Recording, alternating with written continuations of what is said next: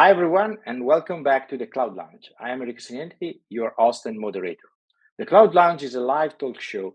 You can think about it as an open roundtable discussion. We are inspired by thought-provoking articles and compelling news source from what we find interesting on the internet. Topics include the domain of cloud computing, artificial intelligence, data management, security infrastructure, IT strategy, and brilliant minds shaping the industry, or even stories from our interaction with Cabot teams, partners, and customers. My role is to initiate this conversation by providing essential context and an initial commentary.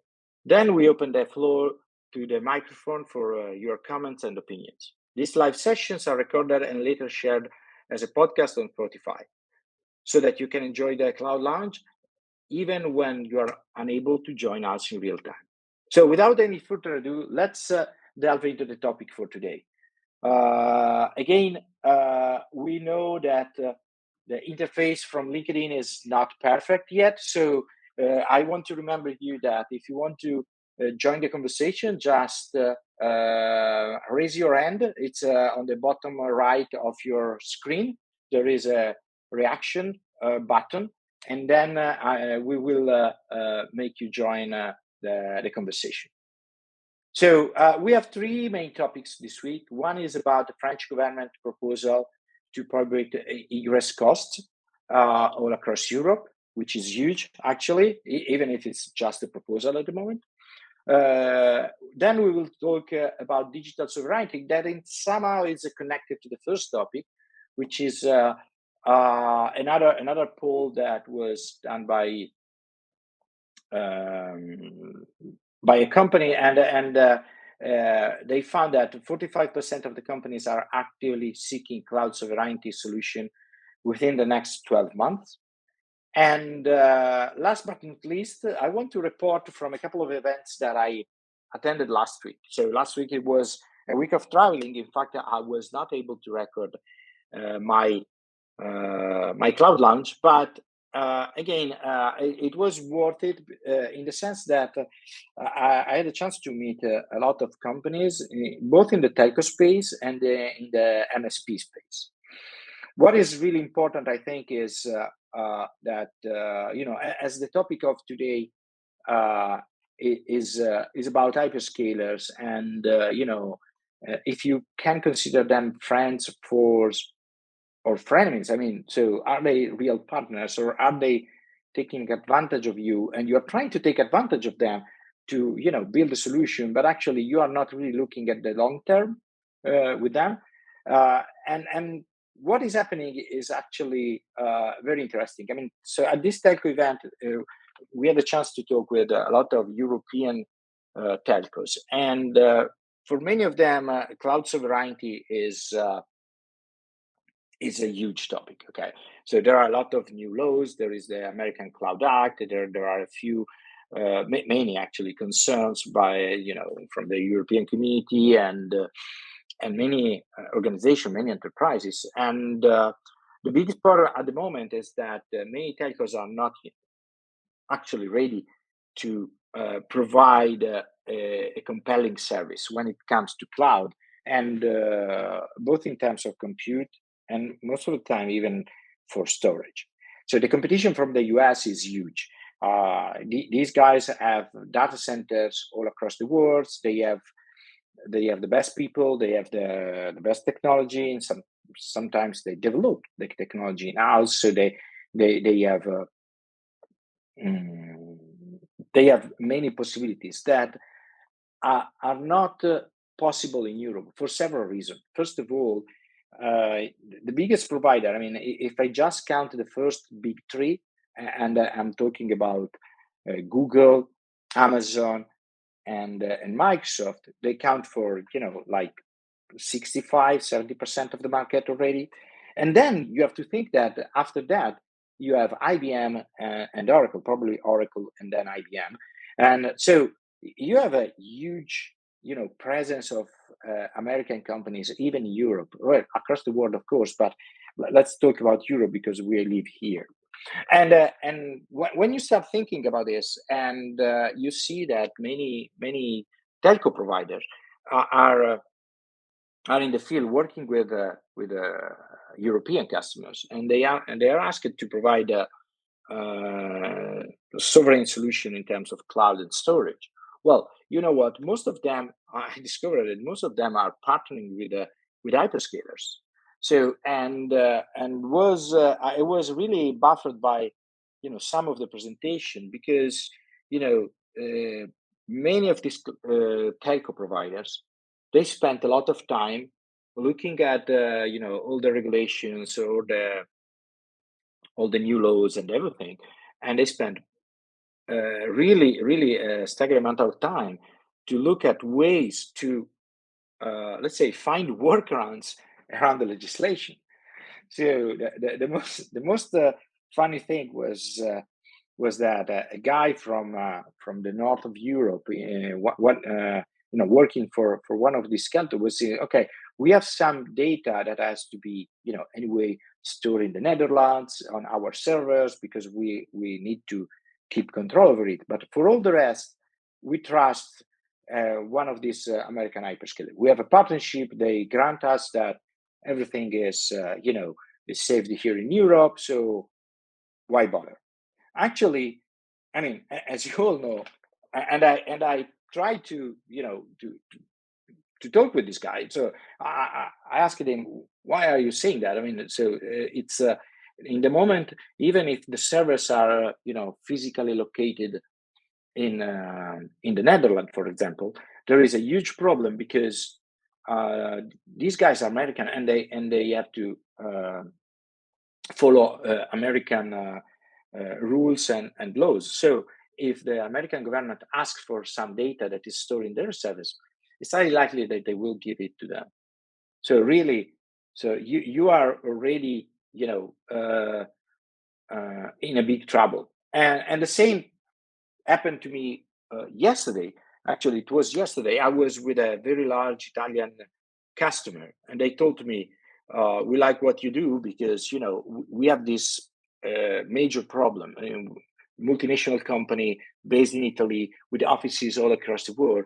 We have a lot of data that can't leave the country, and it's not only Europe. I mean, sometimes we work in the Middle East or in the Far East, and there is local legislation, and there are data that we don't want to move outside the country anyway, etc., etc. So we want to protect this, and we can't do it with a major cloud provider. Now we have to build our sovereign cloud. I mean, so they are building their own regions, they are building their own infrastructure with a cost that is massive, even if we are talking about one of the largest companies in Italy, so probably even a large company also for Europe. So this is really really complicated topic. I don't know if somebody has something to add on top of it. I mean, if you have any concern about what I'm saying. It is only, I mean, me and my company that has this kind of vision. I mean, or at least our customer. What are your customer doing about data sovereignty? What are they doing about cloud sovereignty? I mean, it's at least in Europe, I see a lot of people from other countries, not just Europe, connected today. So if you want to chime in, just let me know. The other big thing that I was concerned last week, but maybe for a different reason, was sovereignty for MSPs. I mean, these guys are again working with several technologies, and they don't really, and they are not really able to build their large data centers for several reasons. I mean, they are small, so they can build. Sometimes they call the data center a computer room with a couple of racks, but actually that's not a real data center. I mean, it doesn't. The facility is not secured. There are disaster recovery issues, etc., etc. But they have to provide services to a lot of customers. So they are starting to do something that is somehow hybrid cloud. So they are providing some of the services from their data center, some of the services on the premises of their customers, and some of the services from from hyperscalers, okay, or anyway, large regional providers. One of the biggest examples is again cloud storage, and not because I'm biased or because I'm doing this work, but just because it's an example that comes up all the time. So these companies, these MSPs, are trying to provide object storage for several use cases, but actually they have two problems. One is that the bar is really high if you want to build a decent infrastructure, so replicated with a decent amount of storage to get the right dollar per gigabyte that is competitive. On the other hand, these big providers offer already a very compelling dollar per gigabyte, and some of them are also trying to simplify the billing, the egress fee models, etc., so that it's a more compelling solution. But again, you are giving to your customers something that is not really your services. You don't have control of any of it, and there is no way that you can add value on top of these services. I mean, this is just a commodity, and your customer can buy it from you, from anybody else. What is the reason why they buy from you in the end? So this is for me another interesting topic. I mean, all the time we are talking with this type of users, and on a way or the other, they want to build something that is more private. They want to have a cloud experience, but the only way to do it is to make large investments, or on the other hand, to trust a partner, which is also a competitor most of the time. So, I mean, do you have any opinion? Do you want to add something? I see other people adding. We have a lot of people today, so just let me know if you want to add something. So, changing of topic, and while you remain the same topic, actually, a few weeks ago, the French government proposed to prohibit egress fees across Europe. I mean, for me, this is huge, and this is really interesting. You know that egress fees, among other fees that you have in your cloud bill, are killing many projects for many companies, and there is all these cost reduction initiatives that are now common in every enterprise. Why that? I mean, on one hand, there is this problem of data access and data mobility. So yes, you are using the cloud, but actually, for several reasons, most of the interaction are outside that public cloud. You have users accessing your data for an application. You have, edge location. You have all this back and forth between the edge and the cloud or your core services. And this is a major problem because all this data movement is very accessible. So what everybody says, no, data is the new oil, and this is totally true. But again, if you can't use this oil, what is the value? There is no value. So again, data is your asset, but you need to use it and reuse it multiple times to make it, to take full advantage of it. So egress fees is deleting egress fees would, of course, increase the cost of the public cloud. I mean, it's not that they can make less money in the end of the day. I mean, they have to keep their margins, they have to grow, etc., etc. But I mean, it will be more transparent for everybody, and from a, let's say that from a personal perspective, I think about removing egress fees somehow. Like, do you remember when in Europe a few years ago, well, many years ago now, we had this problem with mobile contract portability? I mean, it was very, very difficult to change provider. There were a lot of fees. Porting the number was not as easy as as you can do today. So that was a nightmare. Every time you wanted to change because there was a better offer, there was a better service somewhere else, you were not really able to do it. And now you just phone the new call the new provider and say, look, I want this new contract that you are publicizing. Yes, of course, give me the number that is in your telco bill, and you give them that number, and you can port everything. I mean, sometimes you can even I think you can even port your credits, so you get the money back if you didn't spend everything from the previous contract. So it's amazing and it's easy and it started in Europe, and probably now there is something similar in every country of the world. So why not something like that for cloud? I mean, why not pushing in this direction? Again, uh, in the bottom right of the audio live user interface for LinkedIn, you can ask to become a speaker, and if you want to join and tell me your opinion, I'm just here to listen to you. And last news that I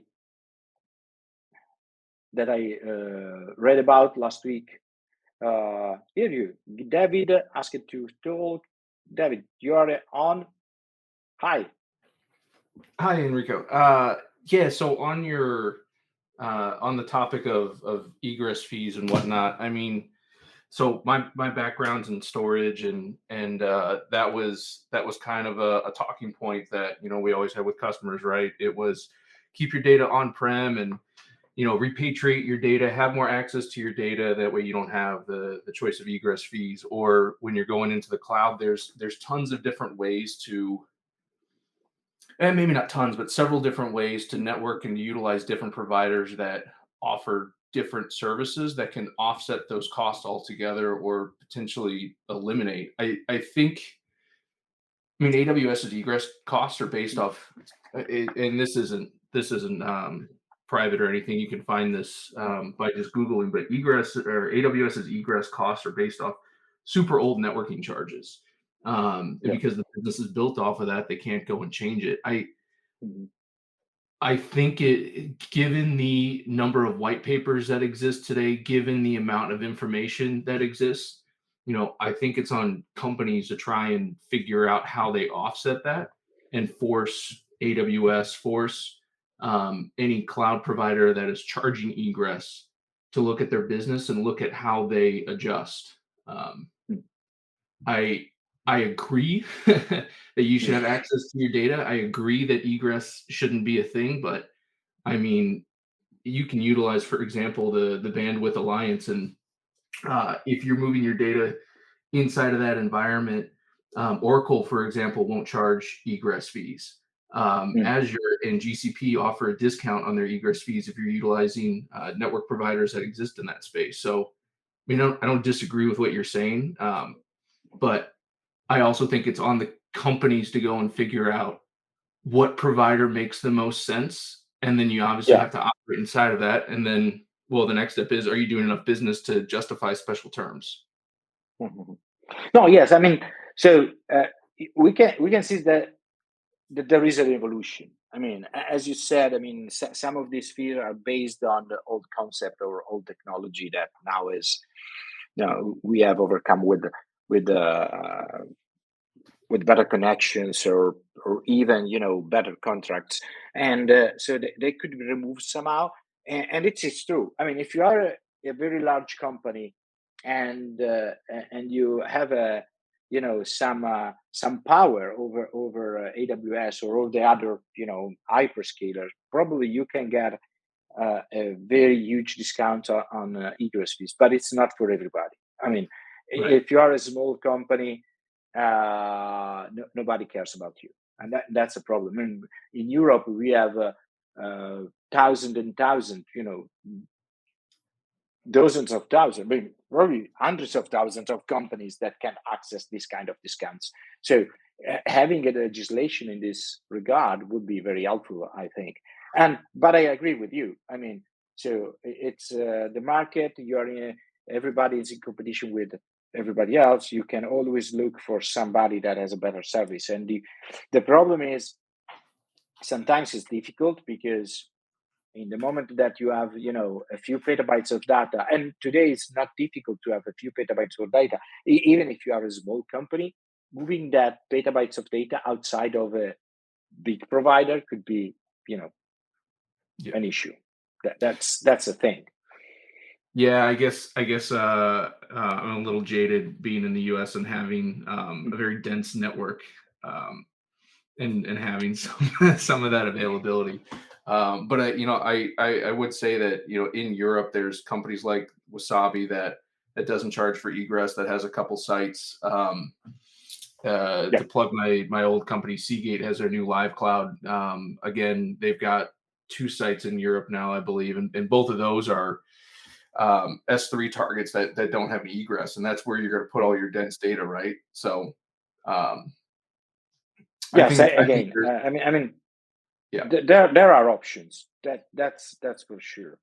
But if you started with a cloud provider a few years back, and now you have all this data and all workloads that work with that cloud provider, I mean, you can move your application.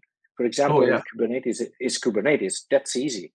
But what can you do for your data? That becomes a major issue. I mean,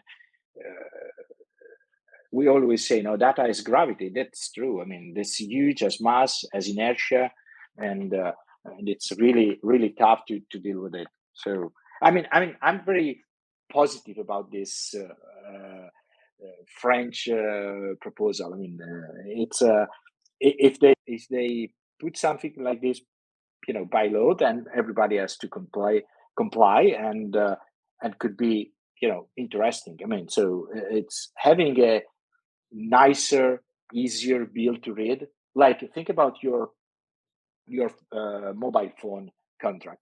Now there is a line, no? So you pay full for everything you do, all inclusive, a total amount per month, and that's it. And maybe you have 2 line items because you are renting also the phone, but that's it. While if you start reading a contract for, an invoice from one of the major providers is a nightmare. I mean, you need somebody with a PhD in cloud builds. I mean, that's not something that everybody can afford. And then you have to buy other tools to do cost optimization and etc. That, yes, they work, but are you able to manage this kind of tools in the long term? No, That's I mean, you're you're dead on there. I mean, today, where I'm at, we're looking at tools to try and help manage the number of clusters that we have in the cloud, and we're looking at, does it make more sense to have a tool that helps us determine what the utilization looks like in order to spin them down, versus paying somebody to do it, and what's the real cost savings across the board between the two. So no, you're dead on. There's a lot to factor in, where your data lives and how you use these cloud environments in order to not go broke as a company. yeah, indeed.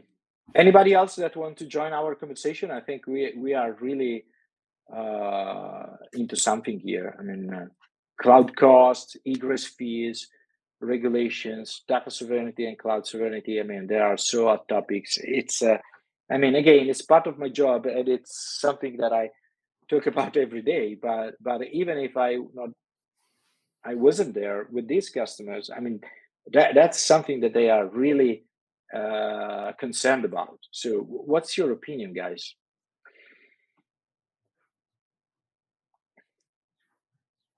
I see a lot of people, a lot of shy people today, but anyways, okay. So, David, what do you think about, the next phase in this? So, connectivity is getting better. I mean, all the major cloud providers are now, somehow connected. Many of them use the same facility provider, like, for example, Equinix or others. So they are next to each other, even if logically they aren't. But all this connectivity is improving, and some of the services are, more portable. We mentioned Kubernetes as one of the, Mhm.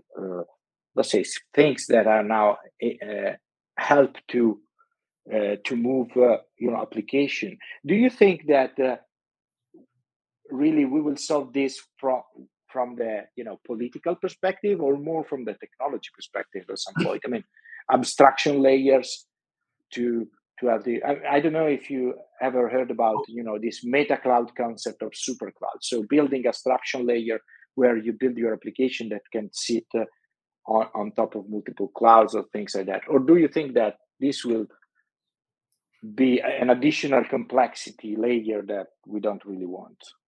Well, I think there's always the concept of multi-cloud. So how you work with multiple clouds continuously and simultaneously is kind of a goal, right? So one cloud provider has a better AI focused service, where another one has a larger marketplace, or another one has a better dollar per performance Yeah. than the other. But then you need locations, you need regions, you have requirements as to where data lives, either from a regulation standpoint or from a application standpoint. I I think the number of tools that have been coming out as of late. This is kind of the weird thing too, is we're in a unfortunate spot in the economy right now, to where a lot of SaaS applications are being reconsidered, and it's a question of, do you have enough features and tools to justify paying for you, or do I need to rethink who I'm working with, what I'm working with, and kind of reset. I don't envy any company that is trying to figure this out because of their size and scale.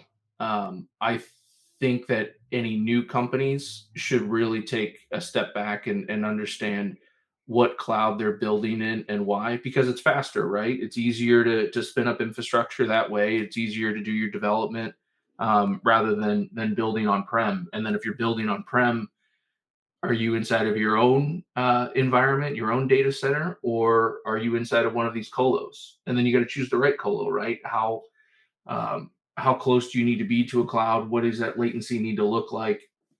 And then who are the network providers? Um, I don't have a good answer.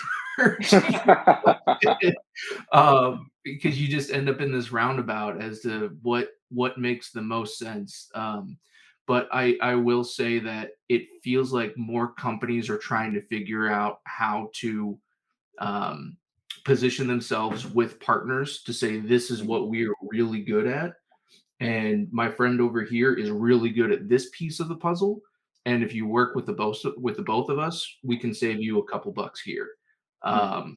Um, so I would say, in an effort to manage costs, reduce costs, look at who you're working with and look at who might be the disruptor in the space. Because if anything, right now, trying to find a way to effectively save on where you're spending, effectively adjust what environments you live in. And when I say effectively, I don't mean just um, go with the biggest name. Look at who's disrupting and who's making everybody think twice Mhm.